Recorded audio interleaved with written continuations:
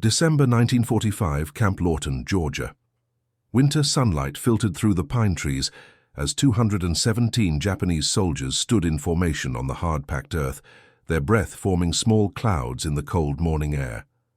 Lieutenant Hiroshi Takahashi, formerly of the Imperial Japanese Army's 32nd Infantry Division, kept his eyes fixed on the horizon, refusing to acknowledge the American guards who walked casually among them. The war had ended 4 months ago, but in his mind, surrender remained the ultimate dishonor. What he couldn't yet imagine was that this small camp in the American South would transform everything he believed about his enemy, his country, and himself. Before we dive into this story, make sure to subscribe to the channel and tell me in the comments where you're watching from. It really helps support the channel.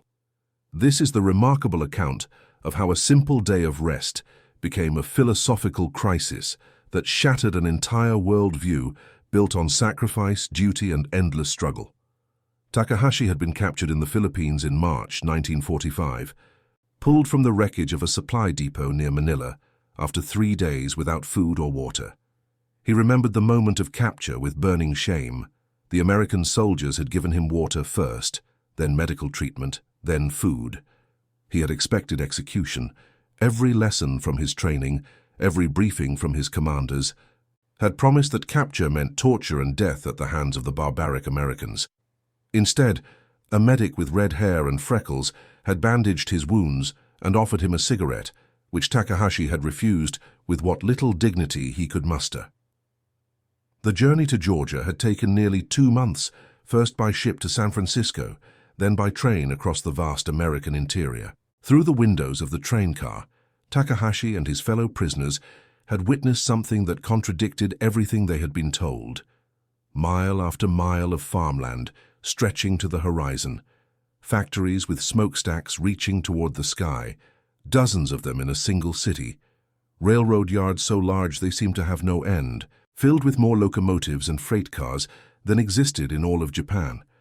Small towns that looked peaceful and prosperous, with automobiles parked along clean streets and children playing in yards. Sergeant Kenji Yamamoto, who had fought beside Takahashi since Guadalcanal, had whispered during that train journey, his voice barely audible over the clacking of the rails. "Lieutenant, how many factories do you think we passed today?" Takahashi had counted in his head. Perhaps 50, maybe more. And yesterday? The same, maybe more. Yamamoto had fallen silent then, and Takahashi knew they were both thinking the same forbidden thought. If America could build all this, could produce this level of abundance, what chance had Japan ever really had? But such thoughts were dangerous, disloyal. They had fought for the emperor, for the spirit of Yamato, for the superiority of will over material wealth. Numbers didn't matter when courage and determination prevailed. Camp Lawton sat on the site of a former civilian conservation corps camp, surrounded by longleaf pines and red clay soil. The barracks were simple but sturdy, wooden structures with pot-bellied stoves for heat. The American commander, Colonel Robert Harrison, was a veteran of the European theater, a man in his mid-40s with graying hair and eyes that seemed perpetually tired. He had addressed them through an interpreter on their first day, explaining the camp rules in clear, straightforward terms. "You will be treated according to the Geneva Convention," Harrison had said, his translator, a Nisei soldier named Thomas Nakamura, rendering his words into careful Japanese. "You will work 6 days a week on various projects around the camp and in the surrounding area. You will be paid a small wage for your labor. You will receive 3 meals a day, medical care when needed, and you will have Sundays off for rest and personal activities." That last part had caused a ripple of confusion through the assembled prisoners. Sundays off? Personal activities? Takahashi had exchanged glances with Yamamoto and Corporal Masao Ito, his closest confidants among the captured men. It made no sense. Why would the Americans give them time to rest, time to plan, time to organize? "It's a trick," Ito had muttered later that evening as they lay on their bunks in the dim light of the barracks. "They want to see who will try to escape. They're testing our loyalty, waiting for us to reveal who the leaders are." "Or they want us to let our guard down," Yamamoto suggested. "Make us comfortable, then strike when we're vulnerable." Takahashi had considered both possibilities, and found them equally plausible. The Americans were cunning. That much was clear from how thoroughly they had defeated Japan's military. This offer of rest was surely a trap of some kind. The question was, what kind of trap and how to avoid it? The first Sunday arrived 6 days after their orientation. Takahashi had spent the intervening week working with a crew that repaired fences and maintained buildings around the camp. The work was not difficult, certainly easier than combat or the brutal labor he had expected as a prisoner. The American guards rarely shouted, never beat them, and seemed almost bored with their duties. One young guard, a farm boy from Iowa named Private Miller, had even shown Takahashi's crew how to use an American hand drill, demonstrating its mechanism with genuine enthusiasm. "This here's a Miller's Falls number 2, Miller had explained, though only Nakamura could translate. "My dad's got one just like it back home. You can drill through oak like it's butter if you keep the bit sharp." The ease of the work felt wrong to Takahashi. Where was the suffering? Where was the punishment that prisoners deserved? In the Imperial Army, failure meant beatings, starvation rations, endless humiliation. Yet here he was, doing light construction work, eating 3 times a day. The food was strange but plentiful, and being treated with an casual indifference that was somehow more unsettling than overt cruelty would have been. When Sunday morning came, the guards did not rouse them at dawn as they had every previous day. Takahashi woke naturally, as pale light crept through the barracks windows, disoriented by the absence of whistles and shouted orders. Around him, other men were stirring, equally confused. "Is it a test?" someone whispered in the dimness. "Everyone stay calm," Takahashi commanded quietly. "Get dressed, formation as usual." But when they assembled outside, no guards came to count them or issue work assignments. Instead, Private Miller appeared, walking with his characteristic unhurried gait, a cup of coffee steaming in his hand. Nakamura accompanied him, and after a brief exchange, the translator addressed the assembled Japanese prisoners. "The guards want to know why you're in formation. It's Sunday, you don't have to work today. You can do whatever you want. Stay in the barracks, walk around the camp, play games, write letters. There's a baseball diamond if anyone wants to use it. Lunch will be at 1200 hours as usual." The prisoners stood frozen, uncertain how to respond. This was the moment, Takahashi thought. This was when the trap would spring. But how? What were they supposed to do? "What should we do, Lieutenant?" Yamamoto asked quietly. Takahashi made a decision. "We wait. We observe. We don't give them any reason to accuse us of misconduct." And so they waited. They stood in formation for nearly an hour while American guards walked past, some glancing at them with puzzled expressions, others ignoring them entirely. Eventually, Colonel Harrison himself appeared, accompanied by Nakamura. Harrison stopped in front of the formation, his hands clasped behind his back. He looked genuinely perplexed. Through Nakamura, he addressed them directly. "Gentlemen, I'm told you've been standing here for over an hour on your day off. May I ask why?" Takahashi stepped forward, knowing it was his duty as the senior officer among them to speak. Through Nakamura, he replied carefully, "We await orders, Colonel. We do not wish to violate any regulations." Harrison's expression shifted from puzzlement to something that might have been sadness. He was quiet for a long moment before responding. "There are no orders today. Sunday is your day. In America, we believe that even in wartime, even for prisoners, there should be time for rest and reflection. I'm not ordering you to relax. That would defeat the purpose. But I am telling you that no one will be punished for not working today. You're free to do as you please within the camp boundaries." He paused, then added, "I fought in Europe for 3 years.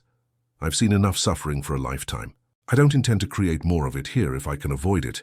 You're no longer enemy combatants. You're prisoners of war entitled to humane treatment under international law. That includes rest." With that, Harrison turned and walked away, leaving the Japanese prisoners standing in confused silence. "It's definitely a trap," Ito insisted, as they finally dispersed back to the barracks. "They want us to break down to show weakness." But as the day wore on and nothing happened, doubt began to creep in. Some of the younger prisoners, those who had been conscripted in the final desperate months of the war, began to cautiously explore the camp. They discovered that the Americans had indeed left them largely unsupervised. A few prisoners found the baseball diamond and examined it with curiosity, though none knew the rules of the game. Others sat in the weak December sunlight, writing letters that might never be sent to families they might never see again. Takahashi spent the day in quiet observation, watching both his fellow prisoners and the American guards. What struck him most was the casualness of the Americans' behavior. The guards played cards, read letters from home, tossed a football back and forth. They laughed. They seemed genuinely relaxed. There was no tension in their postures, no watchfulness for signs of prisoner unrest. It was as if they truly didn't fear the men they guarded. That evening, after the Sunday rest had concluded without incident, Takahashi found himself in deep conversation with Yamamoto and Ito in a quiet corner of the barracks. "I don't understand these Americans," Ito confessed. "In basic training, we learned that they were soft, weak, corrupted by luxury. But they defeated us, they conquered island after island. How does that match what we were told?" Yamamoto spoke slowly, choosing his words with care. "On the train here I counted something. The locomotives we passed in just one railroad yard in Kansas. There were more than 200. 200 in one yard, in one small city. How many locomotives do you think existed in all of Japan before the war?" No one answered, because they all knew the answer was far, far fewer. The second Sunday came, and this time the prisoners did not form up. Some remained in their bunks, treating the day as they might have treated illness, something to be endured with stoic patience. Others ventured out cautiously, still half expecting punishment. Takahashi decided to walk the perimeter of the camp, staying well within the boundaries but trying to understand the layout, the rhythms, the patterns of this strange place. He encountered Harrison near the camp's administrative building. The colonel was sitting on a bench, reading a newspaper, a pipe clenched between his teeth. He looked up as Takahashi approached, then gestured to the bench beside him. Through gestures and the few English words Takahashi had learned, an invitation was clear.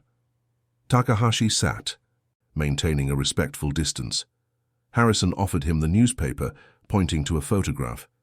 It showed a city, Tokyo, Takahashi realized with a jolt. But it was Tokyo devastated, blocks upon blocks of ash and rubble. The headline mentioned something about reconstruction plans. Harrison's English was slow and simple, meant to be understood. War is over. Now rebuild. America helped Japan rebuild. The concept seemed absurd. Why would the victor help the vanquished? In Takahashi's understanding of warfare, the defeated were to be subjugated, exploited, crushed so thoroughly they could never rise again. Yet Harrison seemed to be suggesting something different. Over the following weeks, a routine established itself. 6 days of work, which included repairing local roads, helping with lumber operations and maintaining the camp itself, followed by Sundays of increasingly comfortable rest. The American guards made efforts to provide small entertainments.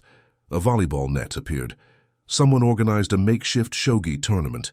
Letters from Japan began to arrive, heavily censored but real, carrying news that families had survived, that the country still existed, that life continued despite utter defeat. It was during this period that Takahashi began to notice something that deeply disturbed him. The American soldiers were not warriors in any sense he understood. They complained constantly about the food, the cold, the boredom. They counted days until their discharge. They showed photographs of girlfriends and talked endlessly about going home. They treated their service not as a sacred duty, but as an unpleasant job to be completed so they could return to their real lives. Yet these unmartial, complaining, undisciplined men had crushed the Imperial Japanese Army. They had defeated soldiers who had trained in spirit and discipline, who embraced death without fear, who fought with a ferocity born of absolute conviction. How? The answer became clearer with each passing week. It was in the casual abundance that surrounded the Americans, the way they threw away food that would have fed a Japanese family for days, the endless supply of cigarettes, chocolate, coffee, the trucks that arrived weekly with supplies in quantities that seemed impossible, the letters from home that spoke of normalcy, of factories running, of schools open, of a society that had fought a massive two-front war without ever experiencing real privation on its home soil. Spring came to Georgia, and with it, an expansion of work details beyond the camp. Takahashi's group was assigned to help a local farmer named Clayton Miller, Private Miller's uncle as it turned out, with plowing and planting. The farm was modest by American standards, roughly 300 acres, but to Takahashi, who came from a country where most families worked plots of land measured in fractions of an acre, it seemed impossibly vast. Clayton Miller was a man in his 60s, weathered by sun and hard work. With the same easy manner as his nephew, he provided lemonade during breaks, showed the prisoners how to operate a tractor, a machine that did the work of 20 men, and treated them not as enemies or prisoners but simply as workers.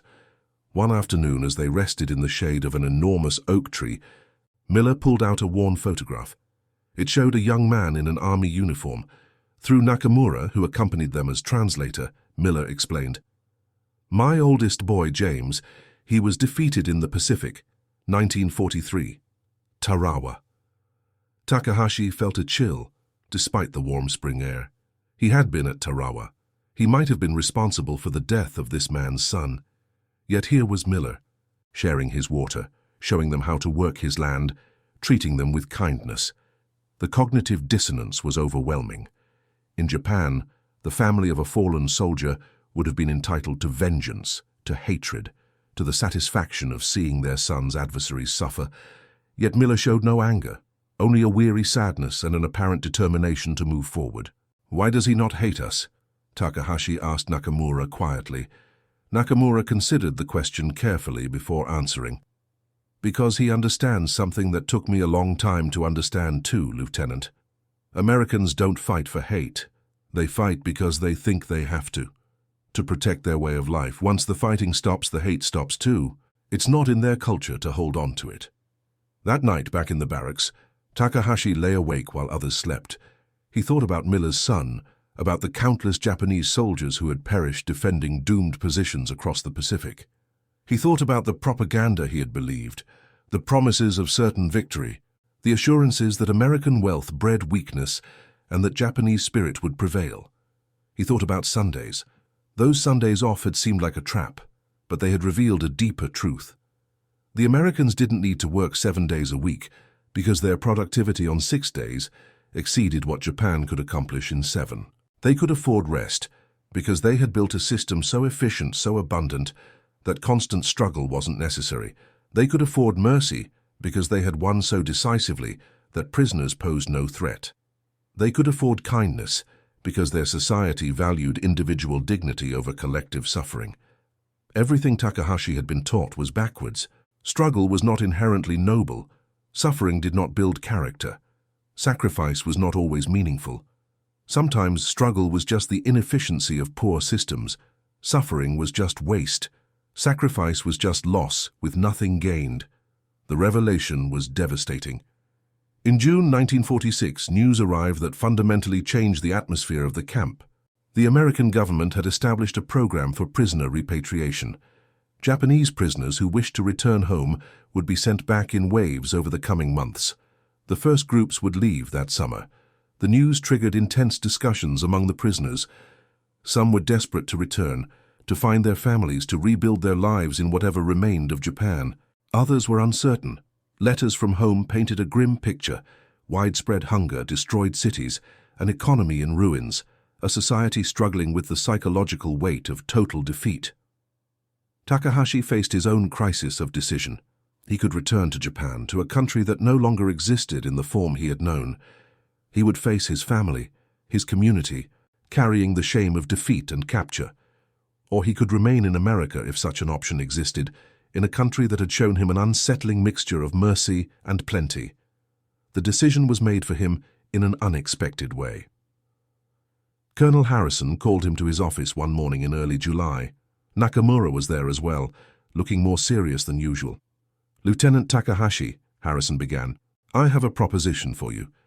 The U.S. Army is establishing a program to help with reconstruction in Japan.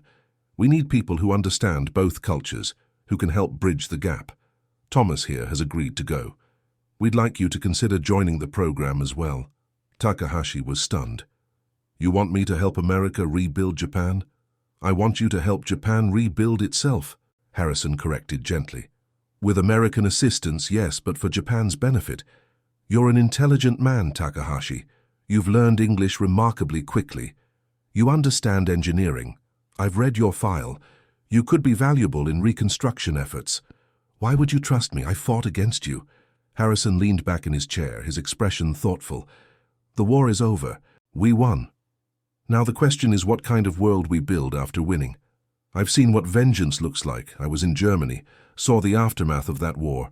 Crushing the defeated doesn't bring peace. It just plants seeds for the next war. We want something different this time. Takahashi struggled with the concept. In Japan, the defeated are defeated. There is shame in survival. Then maybe it's time for Japan to learn what we've learned, Harrison said quietly. That losing a war doesn't mean losing your humanity. That being defeated doesn't mean you can't rebuild. That honor isn't just about never surrendering. It's also about having the courage to adapt, to change, to build something better from the ruins. Through Nakamura, they talked for nearly 2 hours. Harrison explained the Marshall Plan in Europe, the similar programs being developed for Japan, the investment America was prepared to make in its former enemies, the vision of democratic societies, prosperous and peaceful, that would be better partners than subjugated colonies. It still seemed impossible to Takahashi. No power in history had ever behaved this way. Victors exploited. They demanded tribute. They humiliated. They didn't invest in rebuilding what they had destroyed, unless they understood something that others didn't, unless they had calculated that prosperity was more valuable than domination, unless they had built a system so abundant that they could afford generosity without weakness. Takahashi accepted the offer. He couldn't yet articulate why, couldn't fully explain even to himself the transformation that had occurred in his thinking. But something fundamental had shifted during those Sunday rests, during those months of observing American casualness and abundance, during that afternoon drinking lemonade on Clayton Miller's farm. The final Sunday at Camp Lawton came in mid-August 1946. Most of the prisoners had already left in previous repatriation groups. Only about 30 men remained, including Takahashi, Yamamoto, and Ito, all of whom had accepted positions in the reconstruction program. The men gathered in the common area one last time. Colonel Harrison joined them, along with Private Miller, Nakamura, and several other guards who had become familiar faces over the past 9 months. Harrison raised a glass of lemonade. No alcohol was allowed, but the gesture was what mattered. Gentlemen, when you arrived here, you expected to be treated as enemies. I hope we've shown you something different. You're going back to Japan not as prisoners returning in shame, but as men with skills and knowledge that your country needs. You've learned English. You've learned about American methods and systems. Most importantly, I hope you've learned that former enemies can become partners. Through Nakamura, Harrison's words were rendered into Japanese. Then Takahashi, as the senior officer, responded. His English was halting, but comprehensible. Colonel Harrison, when I come here, I think Sunday rest is trap. I think kindness is trick. I think America wants break our spirit. But I was wrong. You show us that strength allows kindness, that victory allows mercy, that confidence allows rest. I go back to Japan different, man. I help rebuild my country, but with new understanding. Maybe someday Japan can also be country that gives Sunday rest. The Americans applauded. Some of the Japanese prisoners wiped tears from their eyes. Yamamoto, standing beside Takahashi, spoke softly. Lieutenant, do you remember when we thought the rest days were a trap? I remember. What was the trap, really? Takahashi considered the question. The trap was our own thinking. We couldn't imagine that rest could be real, that kindness could be genuine. That strength didn't require cruelty. The trap was believing that suffering was the only way. They left Camp Lawton the next morning on buses bound for San Francisco, where they would board ships for Japan. Takahashi carried with him a few possessions, some clothing, a book on American engineering practices that Harrison had given him, and Clayton Miller's address, carefully written on a piece of paper. Miller had asked him to write once he was settled, to let him know how reconstruction was progressing. The journey back to Japan took 3 weeks. As their ship approached Tokyo Bay in early September 1946, Takahashi stood on deck with Yamamoto and Ito, looking at the coastline. Even from this distance, the devastation was visible. Entire neighborhoods reduced to ash, factories destroyed, the mighty Imperial Navy gone as if it had never existed. "It's going to take decades to rebuild," Ito said quietly. "Yes," Takahashi agreed. "But we have help, and we have something else now." "What's that?" "We have permission to rest on Sundays." It was a small joke, but it contained a larger truth. Japan would rebuild, and in that rebuilding, it would incorporate lessons learned from unexpected teachers. The idea that prosperity came from efficiency, not endless struggle. That rest increased productivity rather than demonstrating weakness. That societies that valued individual dignity created stronger communities than those that demanded constant sacrifice. Takahashi worked in reconstruction for 7 years, helping to redesign factory systems, implement new agricultural methods, and build infrastructure across Japan. He watched his country transform from the ashes of absolute defeat into something new and unexpected. Japanese workers began to get Sundays off. Japanese students studied American management techniques. Japanese companies adopted principles of efficiency and productivity that made struggle less necessary and success more achievable. He never forgot Camp Lawton, that small prison camp in Georgia, where the war's last and most important lesson had been taught. It wasn't taught through lectures or propaganda, but through the simple act of being allowed to rest, through being treated as human beings rather than as defeated enemies, through kindness when cruelty would have been easier. In 1953, Takahashi finally made a journey he had long planned. He traveled back to America, to Georgia, to visit Clayton Miller's farm. The old man was still alive, still working his land, though his nephew had taken over most of the heavy labor. They sat under the same oak tree where they had once rested during planting season, and Takahashi presented Miller with a gift, a small tree, a Japanese cherry, to plant beside the oak. "For your son," Takahashi said in English that was now fluent. "For James, and for the peace that came after." Miller accepted the gift with tears in his eyes. They planted it together that afternoon. A Japanese cherry tree in Georgia soil, its roots intertwining with the roots of an American oak, a small symbol of the unexpected connections that can grow when enemies choose mercy over vengeance, when victors choose investment over exploitation, when soldiers are given permission to rest. Years later, in the 1960s, when Japanese economic growth began to astonish the world, when Made in Japan transformed from a joke about cheap goods to a mark of quality, when Japanese manufacturing techniques began to revolutionize global industry, Takahashi would sometimes think back to those Sunday rests at Camp Lawton. He would remember how impossible it had seemed that rest could be real, that kindness could be genuine, that defeat didn't have to mean destruction. The greatest trick the Americans played wasn't a trap at all. It was simply showing that another way was possible, that societies could be built on abundance rather than scarcity, on efficiency rather than endless struggle, on the belief that human beings functioned better with rest than without it. It was a lesson learned through experience rather than instruction, through being shown rather than being told. And that lesson, more than any battle or treaty, more than any occupation policy or reconstruction program, helped transform Japan from a militaristic empire that had sought to dominate Asia into a peaceful, prosperous democracy that would become one of America's strongest allies and one of the world's great economic powers. All because a group of exhausted soldiers, expecting punishment and cruelty, were instead given Sundays off to rest. And because one lieutenant, conditioned to see every kindness as a trap, eventually learned that sometimes kindness is exactly what it appears to be. And that concludes our story. If you made it this far, please share your thoughts in the comments. What part of this historical account surprised you most?